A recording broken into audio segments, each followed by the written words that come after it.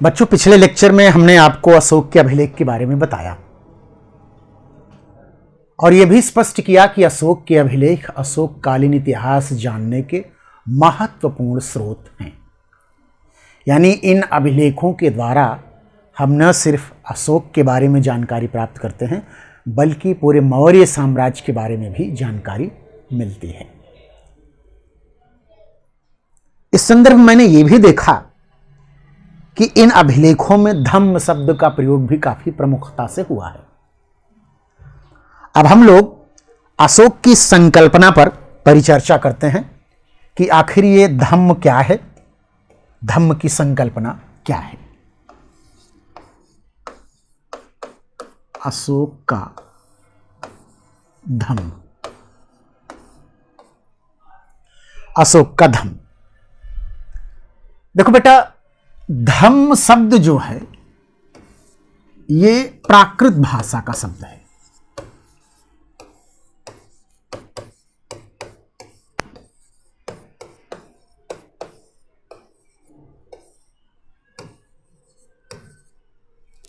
धम्म शब्द प्राकृत भाषा का शब्द है।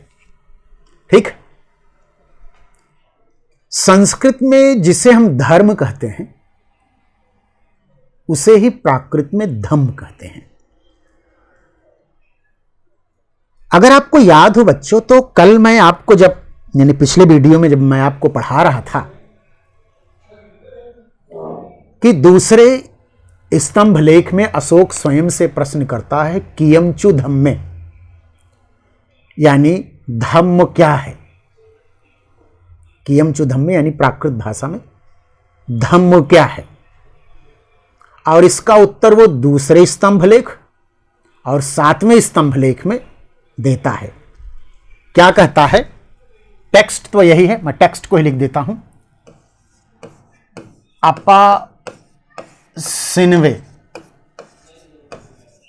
बहु कयाने दया दाने सचे सोचे माधवे साधवे च।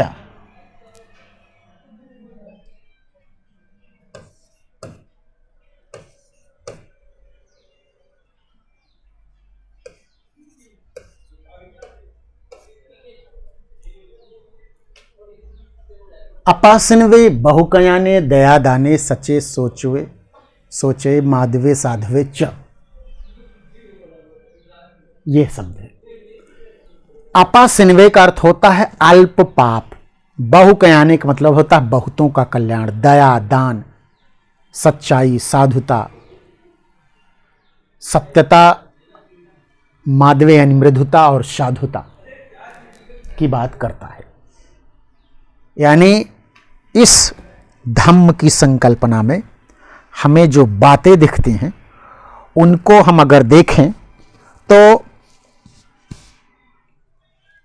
अपासिनवे का अर्थ होता है पापहीनता, बहुकयाने का अर्थ होता है बहुतों का कल्याण, दया दान आप जानते ही हैं, सच यानी सत्यता, सोचोए यानी शुद्धि पवित्रता, माधवे, माधवे का अर्थ यहां है मृदुता से। ठीक, साधवे साधुता से। तो इस तरह से हम देख सकते हैं कि इसके धम्म की संकल्पना में हमें दो रूप दिखाई देते हैं, एक व्यवहारिक या रचनात्मक रूप और एक निषेधात्मक रूप। दोनों को हम एक दृष्टि से धर्म का व्यवहारिक यानी धम्म के घटक तत्व, धम्म के निषेधात्मक पक्ष हो, धम्म की व्यापकता, कर्मकांड की निस्सारता, इन सभी पक्षों को अशोक ने स्पष्ट किया।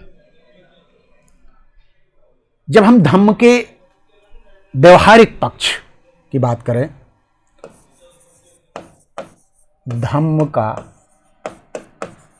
व्यवहारिक पक्ष।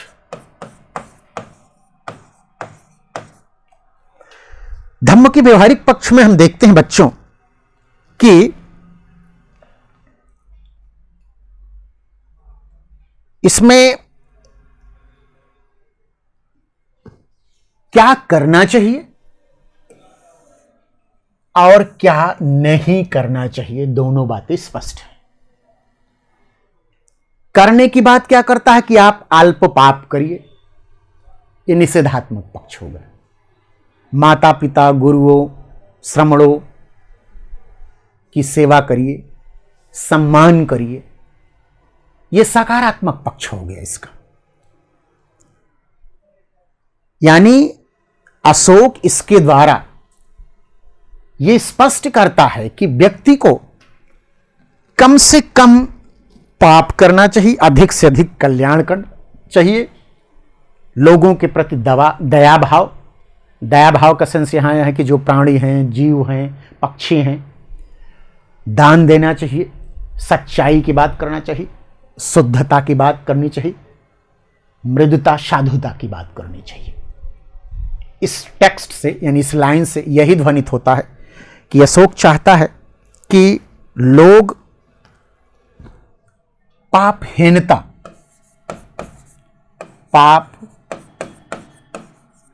करें, पापहीनता करें, बहुतों का कल्याण करें, बहुतों का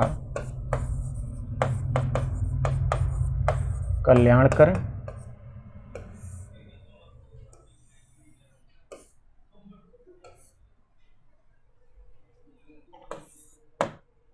दया करें, दान दें,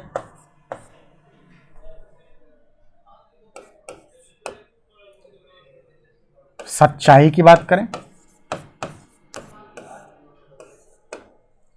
शुद्धता की बात करें,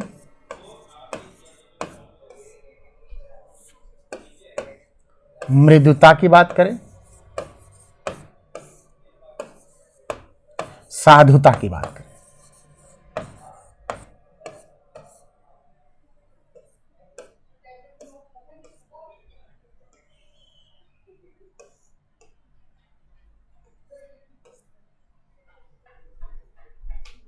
ठीक, ये बातें विशेष रूप से उल्लेखनीय हैं।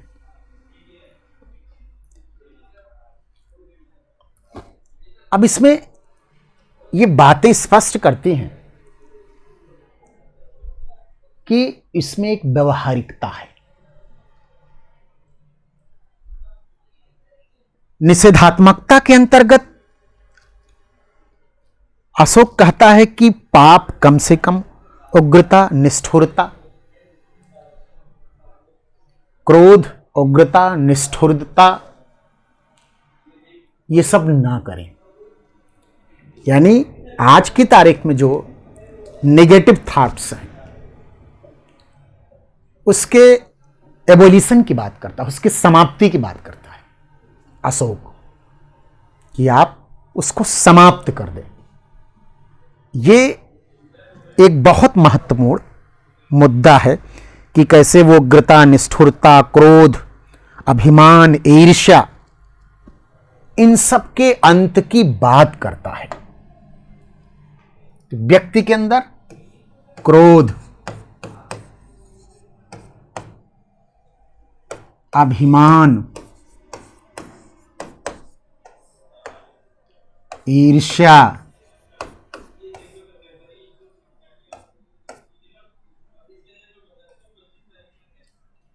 क्रोध, अभिमान, ईर्ष्या, द्वेष,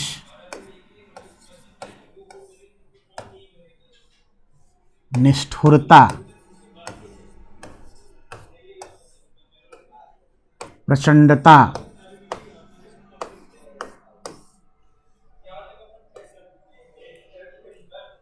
इन सब का जो है उग्रता, प्रचंडता,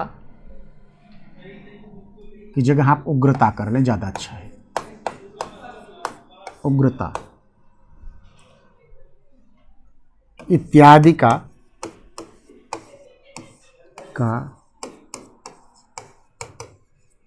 अंत करें। इत्यादि का क्या करें? अंत करें। इस बात को वो स्पष्ट तरीके से बताता है। ठीक, इसके द्वारा अशोक ये स्पष्ट करता है बच्चों कि व्यक्ति को इन बुराइयों पर नियंत्रण रखना चाहिए। धम्म दरअसल क्या है बेटा कि ये, यद्यपि हम कंक्लूजन बाद में बताएंगे, एक सामान्य वे में बता दूं कि एक आचार संहिता की तरह था। क्योंकि जब वो कहता है कि आपको अल्प पाप करना है, बहुतों का कल्याण करना है, दान देना है, दया करना है प्राणियों के प्रति, दासों के प्रति, और शुद्धता, सच्चाई, मृदुता, साधुता होनी चाहिए, तो एक तरह से ये वे ऑफ लाइफ की बात बताता है, जीवन दर्शन की बात करता है। इसके द्वारा अशोक जो है व्यक्ति में एक ऐसे गुणों का सृजन करना चाहता है जिसमें सिर्फ और सिर्फ सकारात्मकता हो, मूल्यपरकता हो, क्योंकि इनका निषेध करता है, यानी नेगेटिविटी जो पर्सनैलिटी में है उसको एबॉलिश करने की बात करता है। इस संदर्भ में यह बहुत महत्वपूर्ण है। इसमें सर्वव्यापकता दिखाई देती है, सर्वव्यापकता।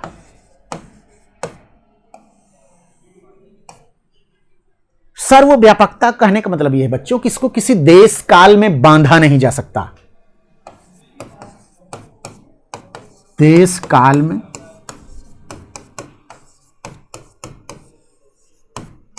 बांधा नहीं जा सकता, बांधा नहीं जा सकता,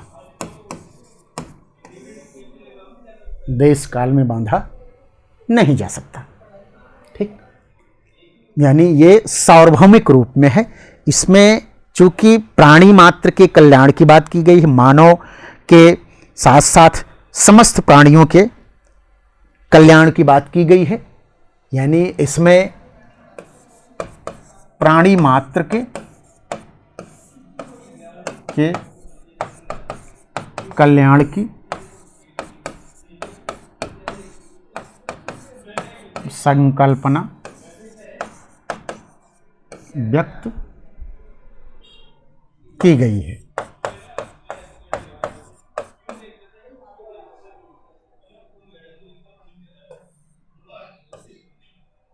ठीक, प्राणी मात्र के कल्याण की संकल्पना इसमें व्यक्त की गई है, जो अपने आप में बहुत महत्वपूर्ण है। इसमें जो और एक खास बात दिखाई दे रही बच्चों कि इसमें अशोक जो है वो कर्मकांड की निरर्थकता की बात करता है। कर्मकांड के निरर्थकता की बात करता है, कर्मकांड की निरर्थकता की बात करता है, यानी कि व्यक्ति को बाह्य आडंबर, कर्मकांड इत्यादि से मुक्त होना चाहिए। बाह्य आडंबर,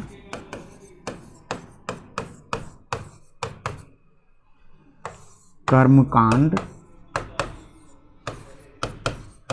इत्यादि से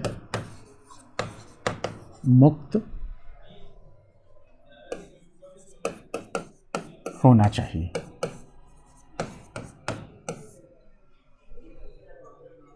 समझे बच्चों? तो व्यक्ति को ऐसा होना चाहिए, उसे बाह्य आडंबर, कर्मकांड इत्यादि से मुक्त होना चाहिए। ये विशेष रूप से उल्लेखनीय बात है। ये इसकी पॉजिटिविटी को बताता है और इसके लिए वो कहता है कि मंगलदान, मंगलदान, धम्मदान की बात करता है।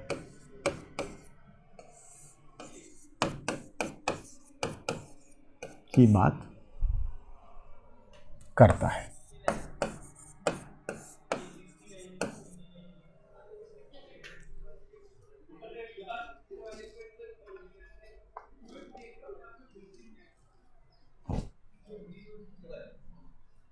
इसमें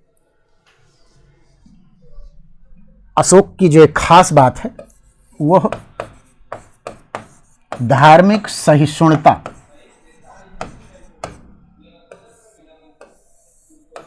या सर्वधर्म संभाव।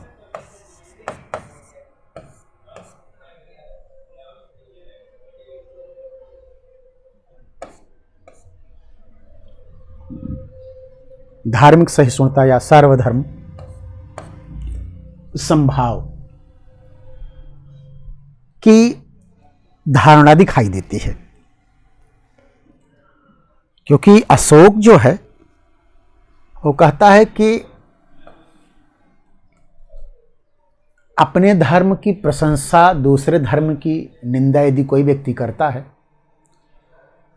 तो एक तरह से देखिए वो अपना ही अहित कर रहा है।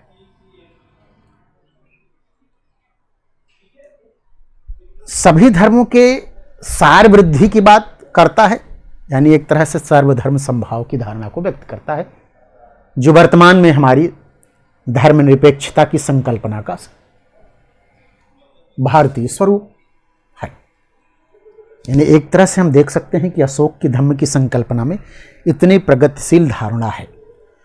अशोक इस बात को भी व्यक्त करता है धार्मिक सहिष्णुता के अंतर्गत कि व्यक्ति को, सभी व्यक्ति को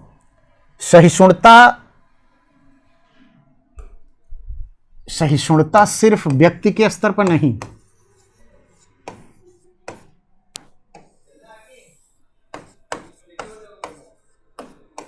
सहिष्णुता सिर्फ व्यक्ति के प्रति नहीं,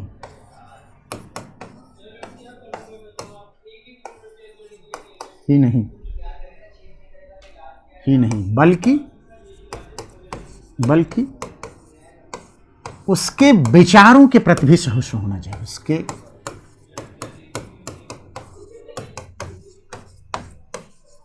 विचारों के प्रति भी सहिष्णु होना चाहिए।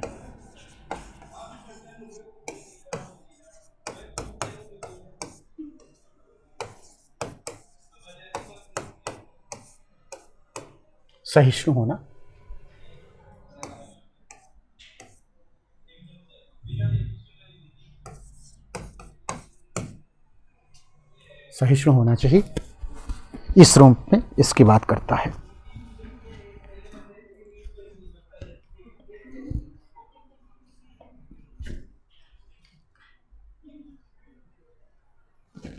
धम्म को अशोक जो है वो इस रूप में देखता है कि व्यक्ति के अंदर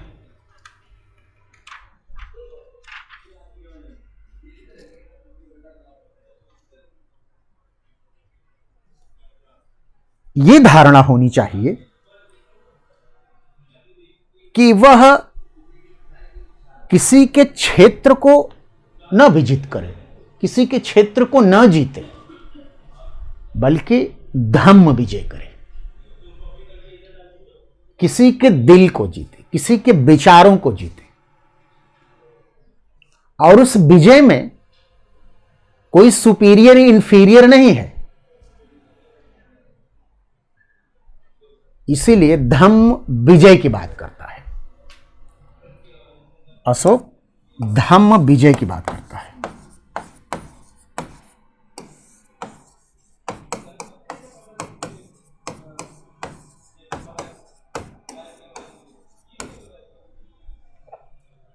धम्म को एक सामाजिक उत्तरदायित्व मानता है।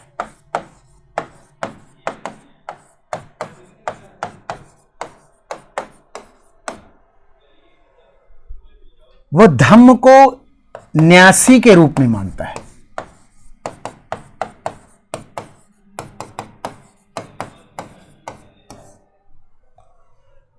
इसे एक व्यवहारिक सत्य मानता है, व्यवहारिक सत्य मानता है। तो कुल मिला के अगर आप देखो बच्चों, तो यह धर्म ऐसा है जिसमें ना तो कोई ग्रंथ है, ना कोई ग्रंथ है,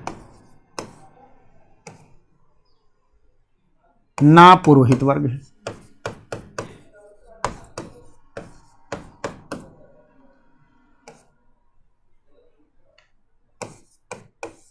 ना कोई पूजा स्थल है।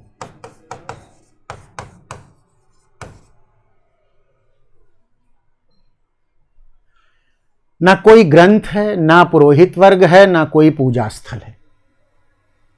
जबकि अगर आप देखो बच्चों, तो सभी धर्म में ये 3 इसेंशियल तत्व हैं। इससे क्या स्पष्ट होता है? इससे यह स्पष्ट होता है कि यह एक आचार संहिता थी।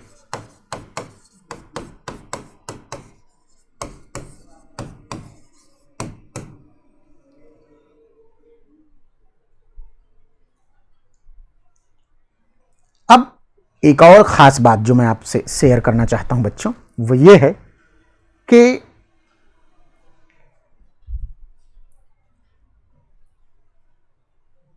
इसका स्वरूप क्या था, इस पे बहुत सारे लोगों के अलग अलग मत हैं।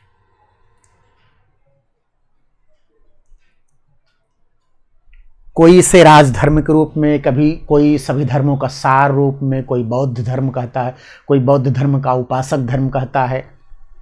तमाम तरह की बातें देखने को मिलती हैं इसके स्वरूप में। लेकिन हकीकत यह है कि यह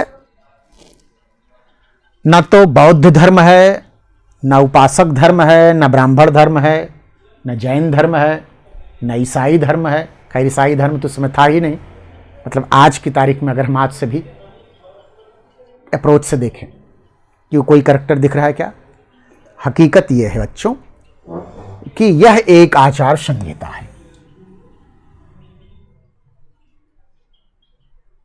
क्योंकि अगर ये बौद्ध धर्म इसको मानते तो इसमें अष्टांगिक मार्ग निर्वाण जैसी धारणा है नहीं। उपासक धर्म को भी अगर आप मानते हो तो उपासक धर्म में भी कम से कम निर्वाण जैसी संकल्पना है। लेकिन अशोक किसी प्रकार की बात का उल्लेख नहीं करता है, उन सभी बातों को खारिज करता है कि ये किसी प्रकार के धर्म है। इसलिए हम ये कह ही नहीं सकते कि ये बौद्ध धर्म से जुड़ा हुआ है या किसी अन्य धर्म से जुड़ा हुआ है। इसीलिए इसको एक आचार संहिता के रूप में या जीवन दर्शन के रूप में देखें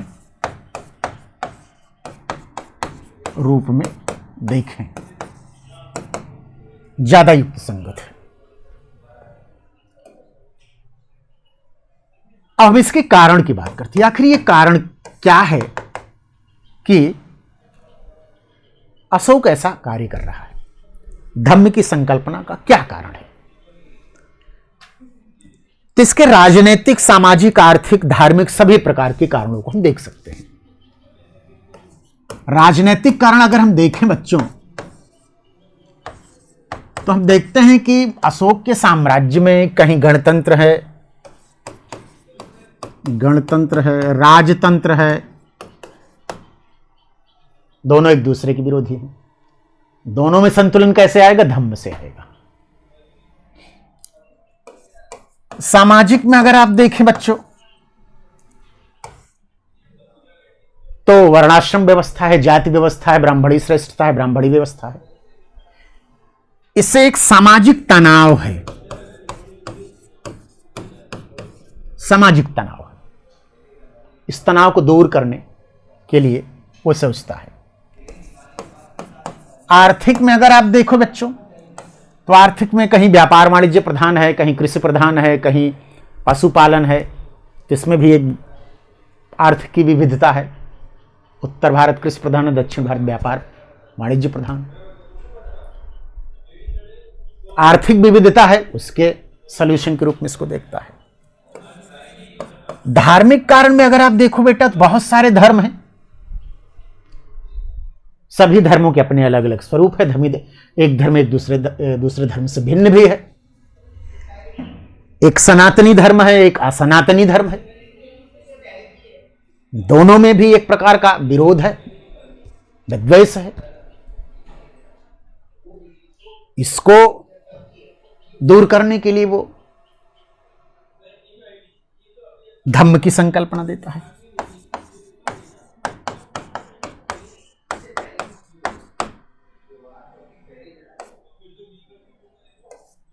धम्म की संकल्पना देता है।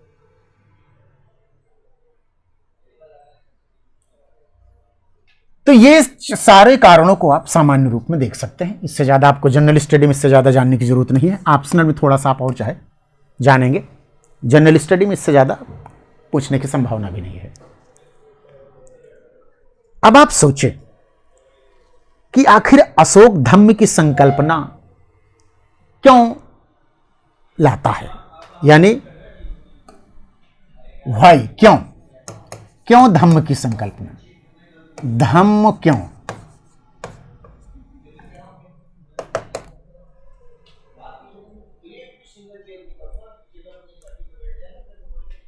देखिए, एक विस्तृत साम्राज्य है, विस्तृत साम्राज्य है।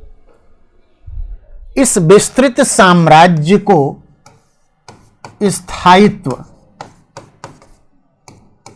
दो आधारों पर दिया जा सकता है। दो आधारों पर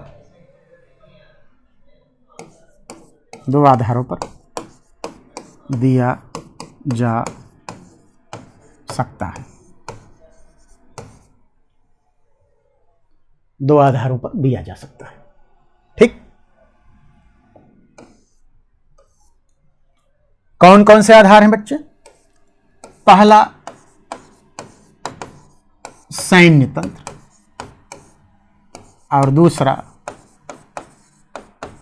आचार संहिता।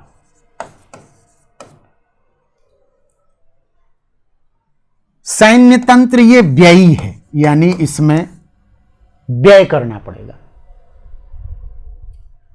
और आचार संहिता अव्ययी है, यानी इसमें कुछ खर्च नहीं करना पड़ेगा।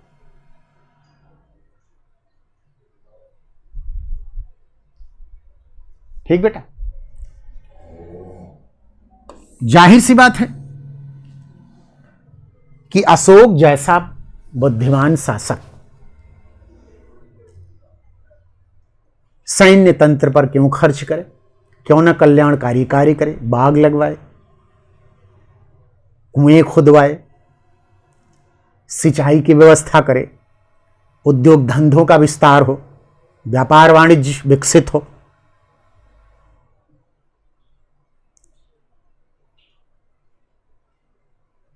कल्याणकारी कार्य है, प्रजावत्सल कार्य हो,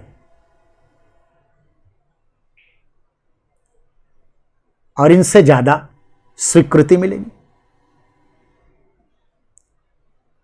क्योंकि व्यक्ति को यदि मन से अपना आप बना लिए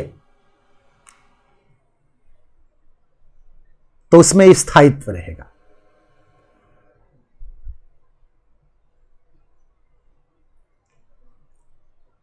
अशोक ने यही किया, और धम्म रूपी जो आचार संहिता आई,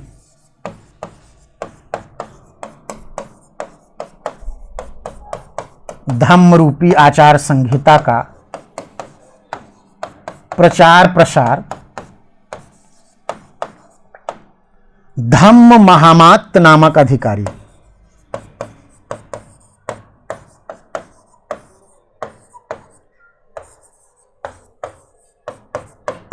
धम्म महामात्र नामक अधिकारी के द्वारा करवाया।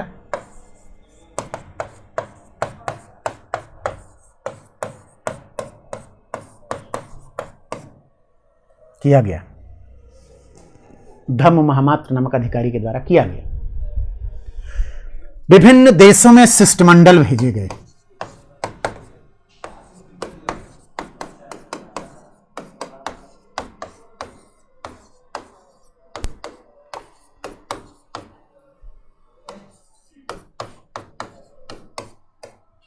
विभिन्न देशों में शिष्टमंडल भेजी गई। ठीक, महेंद्र और संघमित्रा, श्रीलंका, महेंद्र उसका बेटा था, संघमित्रा उसकी बेटी थी। महेंद्र संघमित्रा को श्रीलंका भेजा।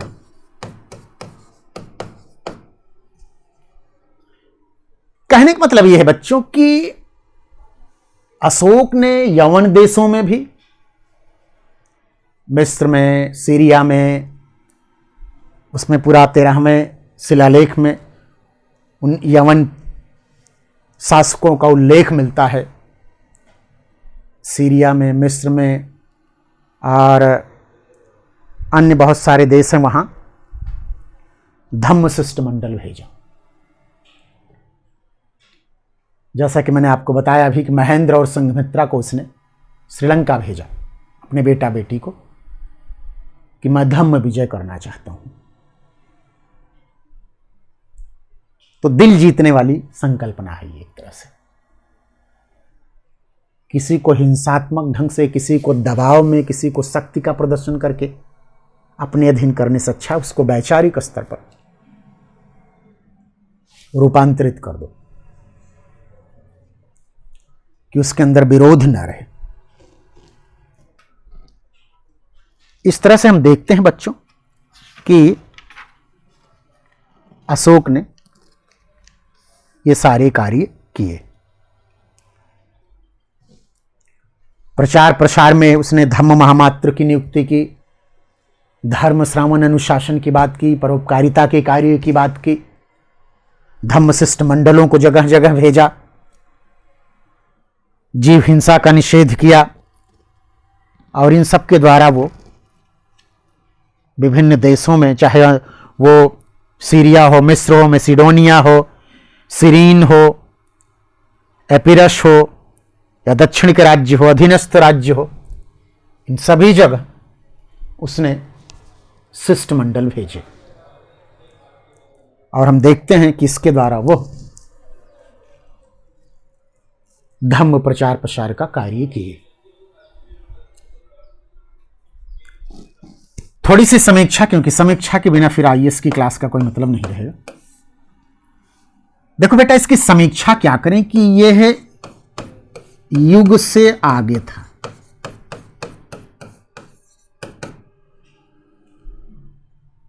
सबसे बड़ी इसकी लिमिटेशन यही है, युग से आगे था। वह समय, वह समाज धम्म के अनुकूल नहीं था। लोगों में वह जागृति, वह शैक्षणिक स्तर, वह समझ का स्तर नहीं था।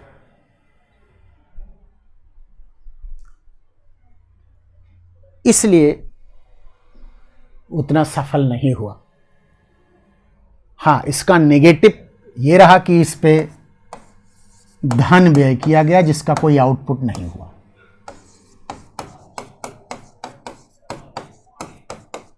जिसका कोई परिणाम नहीं निकला, जिसका कोई परिणाम नहीं निकला।